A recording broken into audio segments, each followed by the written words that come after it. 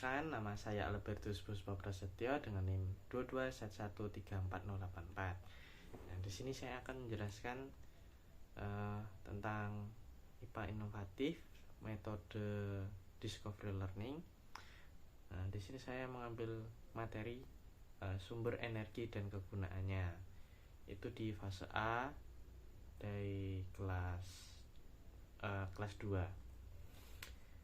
Yang pertama itu ada pengertian.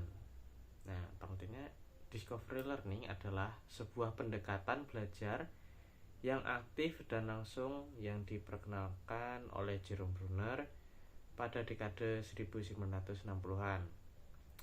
Bruner menekankan pentingnya belajar melalui praktik atau learning by doing.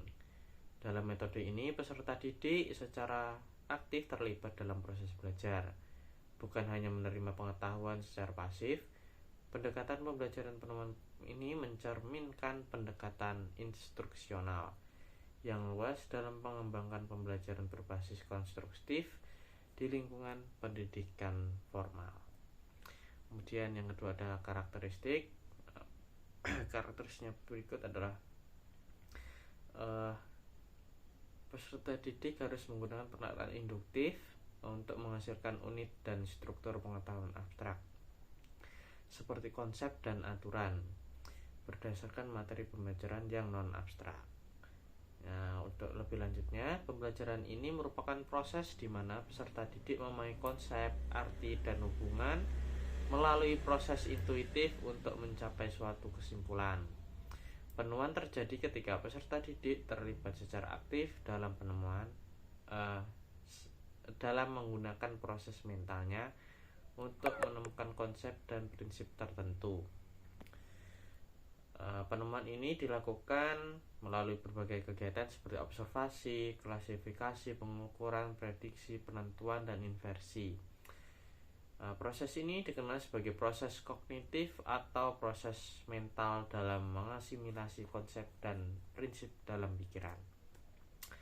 Kemudian ada 6 sintaks. Yang pertama, pemberian rangsangan, mengidentifikasi masalah oleh peserta didik, pengumpulan data, mengolah data, penarikan kesimpulan dari jawaban, kemudian uji kesimpulan. Untuk kelebihan yang pertama adalah peserta didik secara aktif terlibat secara aktif dalam proses pembelajaran.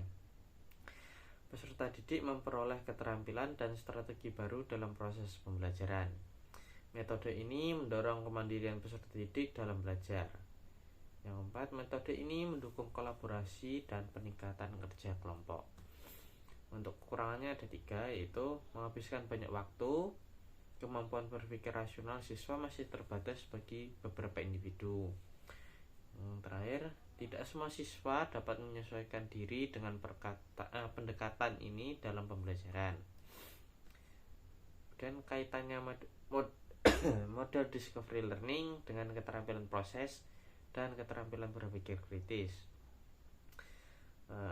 Discovery learning adalah model pembelajaran yang mendorong siswa untuk belajar secara aktif melalui penemuan dan eksplorasi. Dalam metode ini, siswa secara langsung terlibat dalam proses pengumpulan, analisis, dan interpretasi data yang mengembangkan keterampilan proses seperti observasi, eksperimen, dan komunikasi hasil.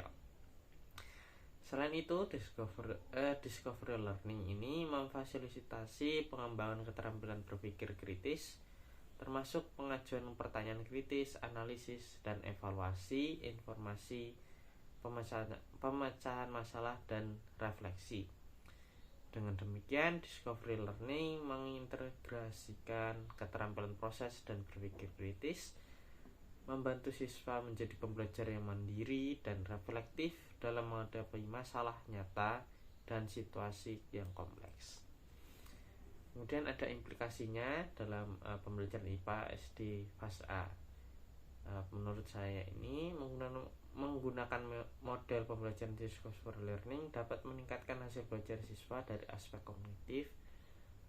Peserta didik yang belajar melalui pendekatan discovery menunjukkan kemajuan yang lebih signifikan daripada mereka yang mengikuti metode pembelajaran konvensional. Selain itu, guru yang menerapkan pendekatan discovery learning memiliki potensi untuk menciptakan lingkungan pembelajaran yang lebih efektif dan berkualitas. Nah, ini ada modul ajarnya. Yang pertama itu ada informasi umum terkait identitas modul seperti penyusun instansi, tahun penyusun, dan lain-lain. Yang kedua ada kompetensi awal, profil pelajar Pancasila, sarana dan prasarana, target peserta didik, kemudian model pembelajarannya, komponen inti, tujuan kegiatan pembelajaran, pemahaman bermakna, pertanyaan pemantik, kemudian ada kegiatan pembelajaran. Ini ada refleksi juga. Nah, ini rancangan media dan game serta eksperimennya. Untuk kegiatan itu saya ajak peserta didik untuk membuat kincir angin dari dinamo. Kemudian untuk media yang menarik itu saya ngambil quizzes, itu berupa web yang mereka bisa mengerjakan secara online di HP ataupun komputer ataupun di laptop juga bisa. Untuk games media konvensional ini menggunakan kartu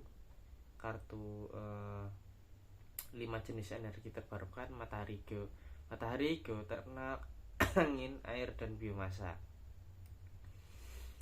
Nah, ini untuk materi ajarnya. Di dalam materi ajar itu ada sumber energi, pengertian sumber energi, dan jenis-jenisnya. Ada energi terbarukan, yaitu ada sumber daya alam hayati, sumber daya alam non hayati. Kemudian macam-macam energi beserta kegunaannya.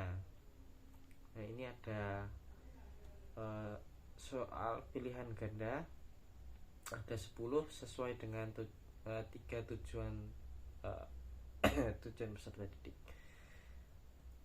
Ya, mungkin seperti itu presentasi dari saya. Cukup sekian dan terima kasih, dan mohon maaf jika ada perkataan dan mungkin saya lagi batuk jadi ada batuk-batuknya sedikit. Terima kasih.